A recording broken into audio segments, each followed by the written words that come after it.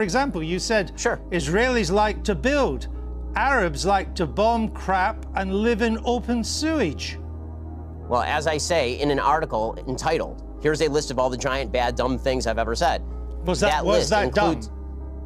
Well, yes, that's a dumb tweet. And not only, but it is also important to mention that the next few tweets clarify that that tweet is specifically referring to the Hamas leadership, which, by the way, a BBC I've seen is relatively reticent to condemn. No, actually, it wasn't. What you went on to do and say, you are correct about the slur on Arabs. It's not all Arabs that want to live in open sewage and blow things up. It's just Palestinians, you went on to say. No, it's just the ones who take sides against Israel in the Israel-Palestinian conflict. Population is rotten to the core, you went on to say. Not Hamas, the Palestinian Arab population. I say that by poll numbers, they elected Hamas. They elected Hamas. They educate their children in school that Israel should be obliterated, sir. I guess. If you want to read, honestly, this is a giant waste of time in the sense that the entire interview is designed for you to shout slogans or old things that I've said at me. I don't see how this forwards the debate. You talk about undermining the public discourse. It seems to me that simply going through and finding lone things that sound bad out of context and then hitting people with them is a way for you to make a quick buck on BBC off the fact that I'm popular and no one has ever heard of you. There are not many bucks to be made on the BBC, unlike American broadcasting, Mr. Shapiro. The point I'm trying to make is that your words are hardly designed to produce the consensus and understanding that the book seems to want to produce.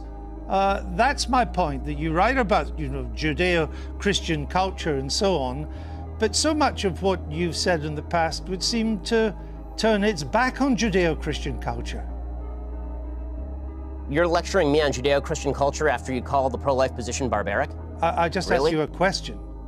And I asked you a question. You failed to answer a single one of mine. Frankly, I find this whole thing a waste of time. If you want to read the book and critique the book, why don't you read and critique the book? If you want to critique me, you can think whatever you want of me. Why don't you just try and answer the questions? I don't frankly give a damn what you think of me since I've never heard of you. And I've never heard of you until I briefed myself for this. But that's not the issue. You have a new book out. Then why the hell are you interviewing me, sir? It's an interesting book.